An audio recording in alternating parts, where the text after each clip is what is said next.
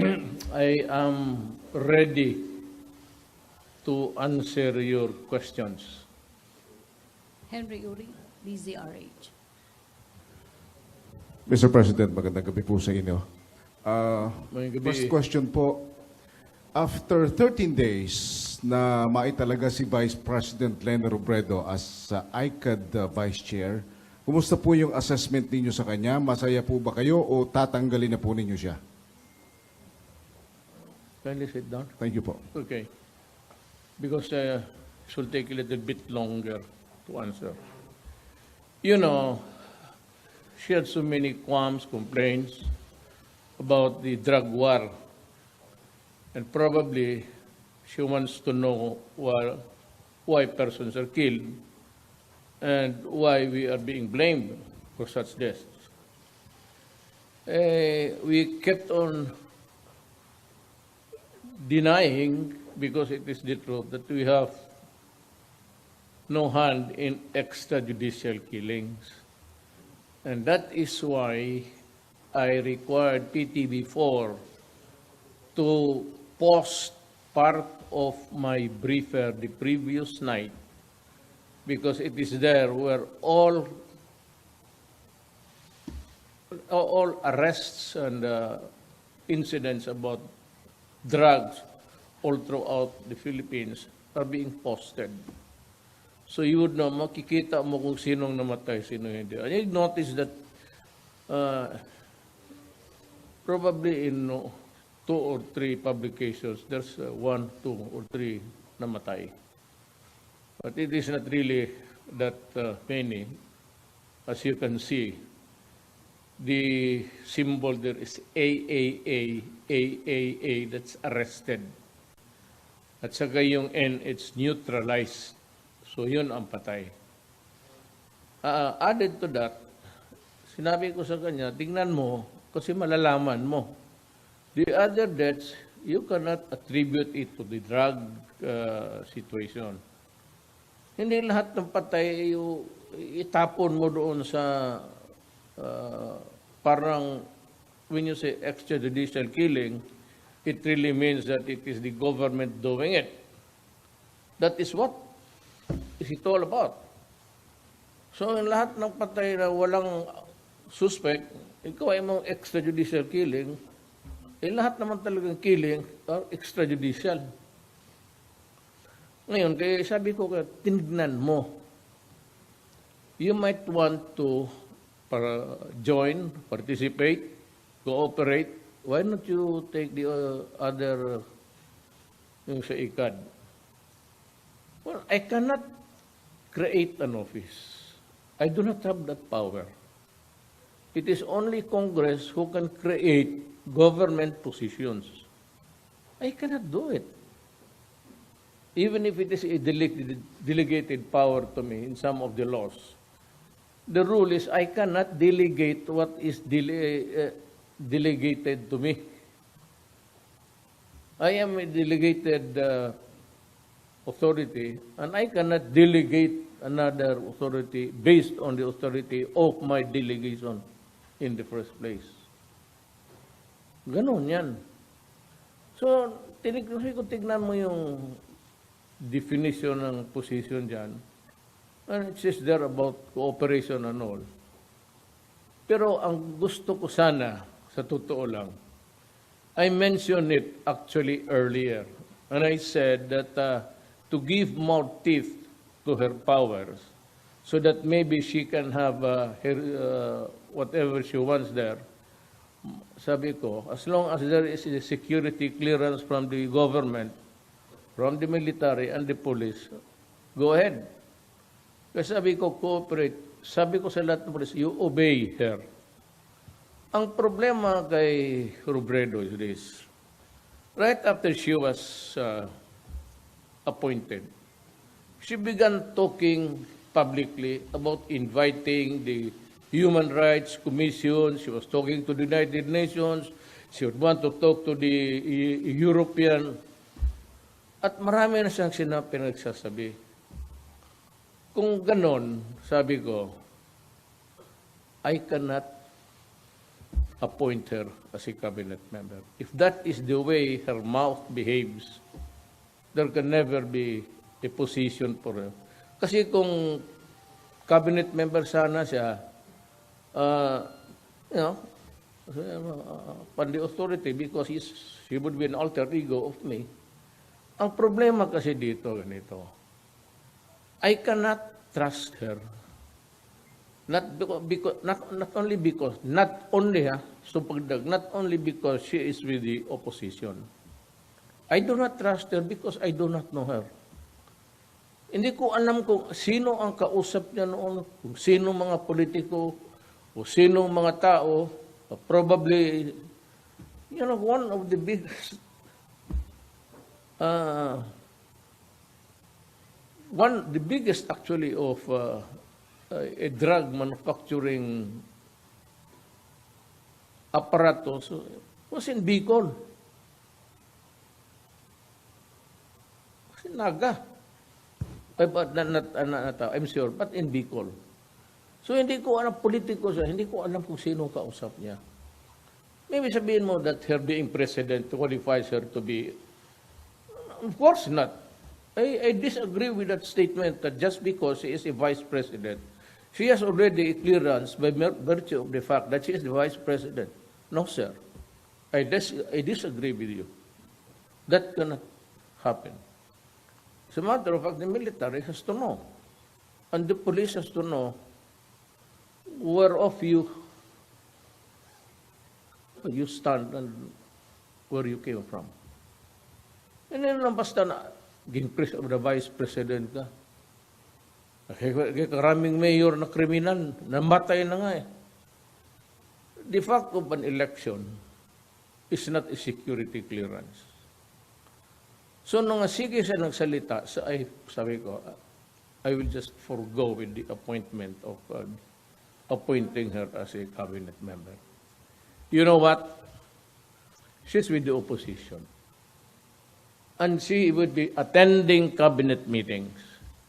In that cabinet meetings, we discuss mundane matters. We discuss day-to-day matters. We discuss security matters. We discuss critical issues. Ngayon siya kung nandyan, hindi ko man talaga siya kilala. And the way she behaved right after I appointed her does not inspire. It's not inspiring. Natakot tuloy ako. Baka pagitaan niya, kasi she was questioning noon, yung judicial, gano'n na, kasali na ang politika. You know, I'll tell you what. Election is noble. It is a practice of democracy that you elect leaders to guide the nation. Election process, but sometimes be, tinker. And that is why you have election cases, barilan dyan.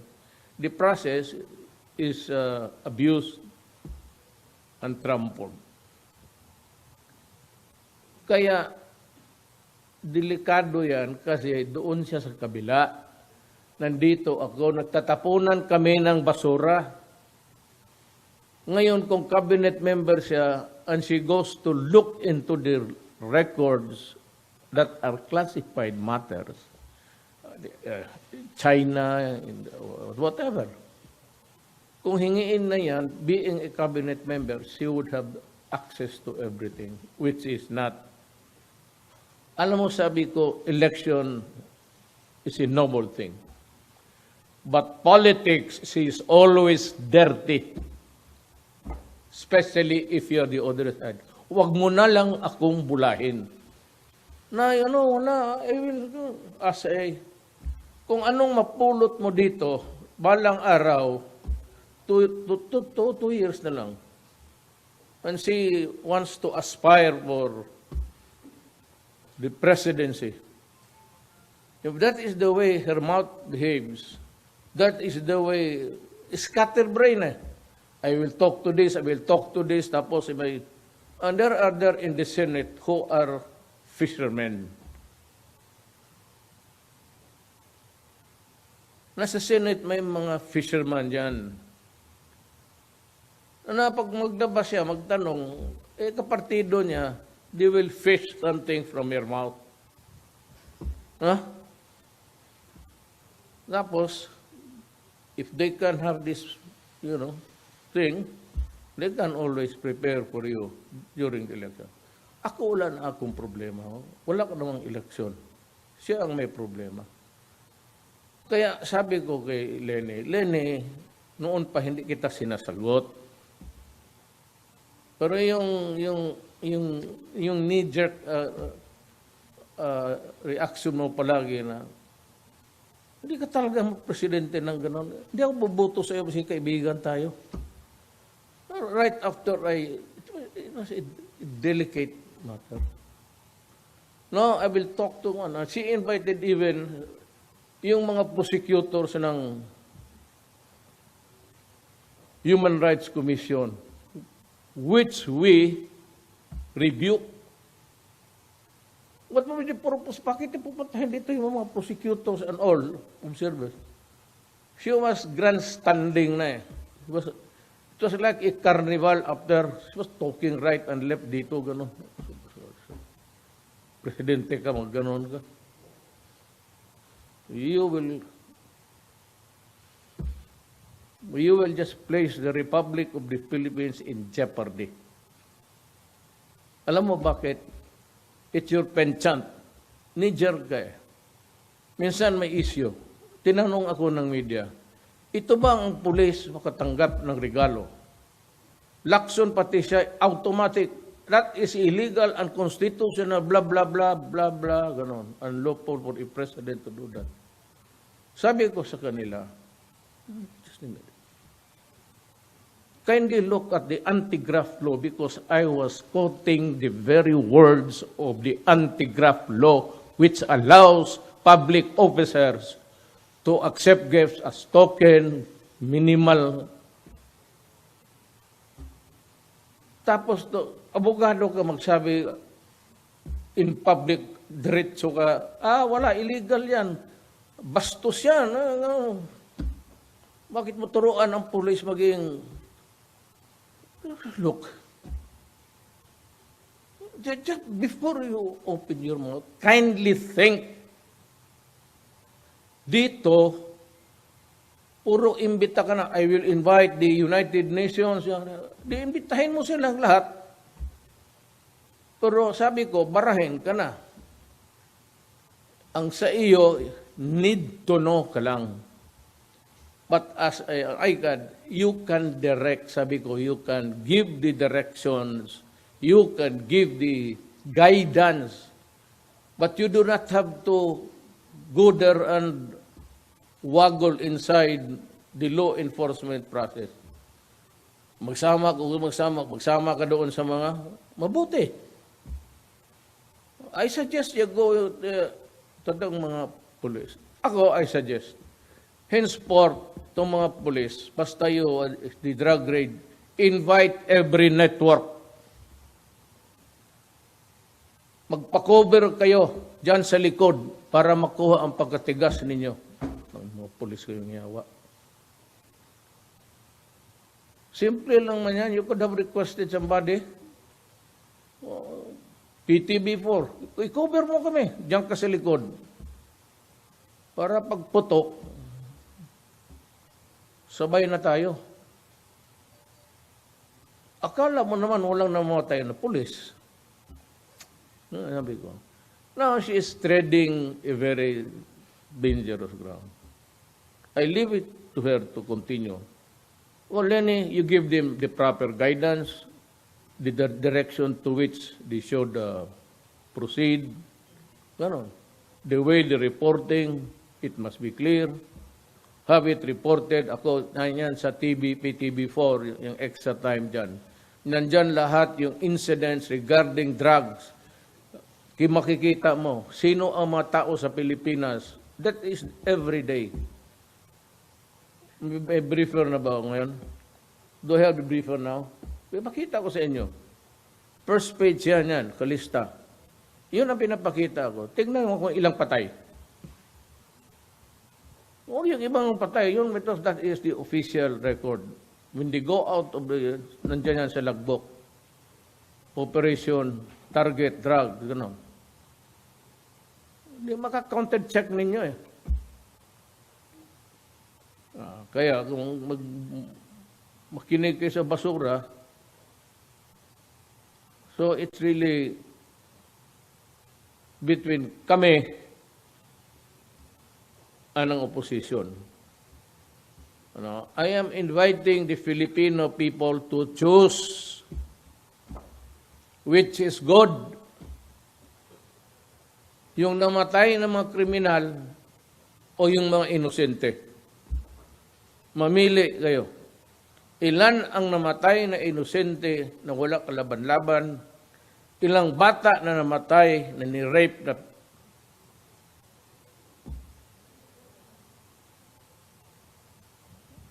at yung gruesome thing about, a 1-year-old child in Makati, tinuhog ng at sinira because the boy was attacked, including the anal of the body. Mamili kayo. If you believe them, continue believing with the opposition. It's graceful. Ito, may briefer ako. This is today's summary report. Presidential BP. Ibigay ko sa inyo. Ayan, makikita ninyo. Ano yung AAA, Rodel Sagon, Jason Aquino, Telegre, Mapakita naman ninyo. Ibigay ko ito sa inyo. Pakikopya mo sa first page. Pati itong second page. Ito lahat ito. Lahat dito puro drugs ito. This is the summary. This is a part of parang syllabus.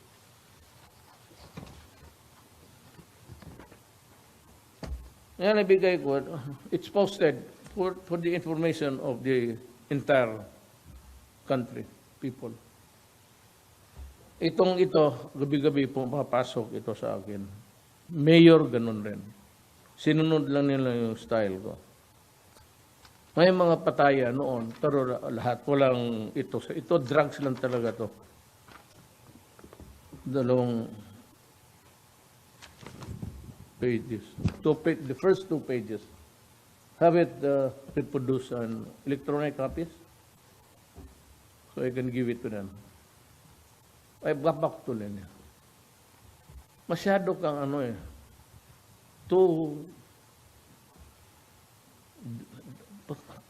pati ba naman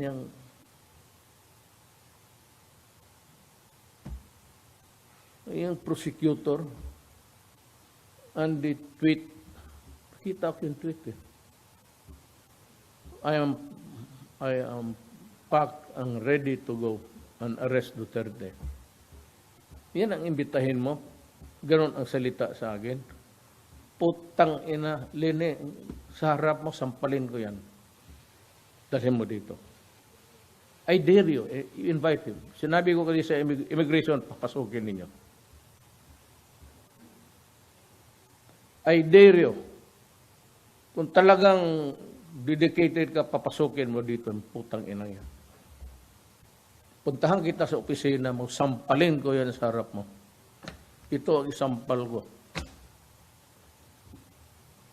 Totoo. Lalaki may babae? Lalaki, mas mabuti. Please invite him and accord an order in VIP treatment. Dalhin mo sa opisina, pupuntahan ko kayo. Sampalin ko yan sa harap mo. Bastos. Kaya ako, ang reaction ko ganun. Because I am not being given the opportunity to be heard. Of course, I tried answering. I tried to yung mga disclaimer. Nobody is listening. Pati yung mga yellow, sige, sulat dyan ng mga bastos. O kaya kung pag gusto kong marinig, ayaw man niya ng tamang behavior. So sabi ko, mga putang ina kayo. O yan. Di napansinin ninyo ako.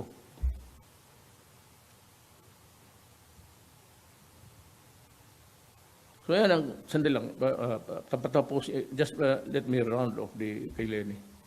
Para, yan ang ano. So, ang election, maganda.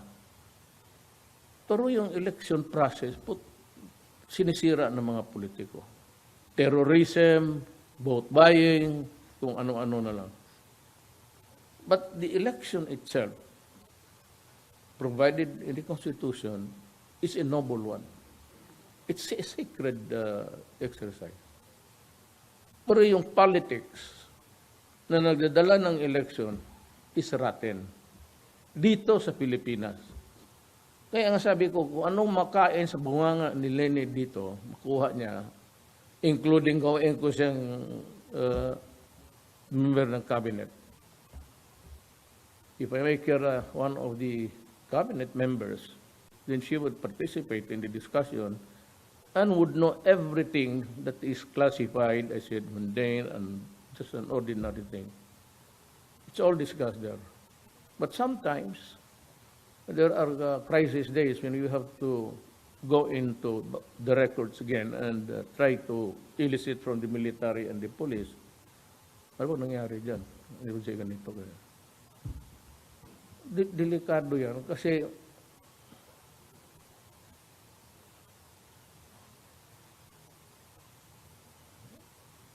may mga tao rin ang gobyerno sa loob, including ang mga military. Have you heard of deep penetration agents? Well, okay. We are a republic. We are practicing good practices to safeguard the country. And so, I cannot jeopardize those things if I make her a cabinet member. And then she would demand, cabinet member na ako, you give me this job, then I will have to dwell on the records and everything that I wanted to know, or I want to know. So, to my mind, in my own estimation, it's not good for the country. I don't care. She tinkers with classified matters, secrets, bahala ka.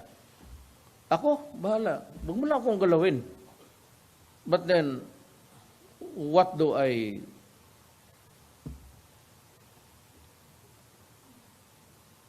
again, what should I do if those matters are leaked or if it is a good issue in politics?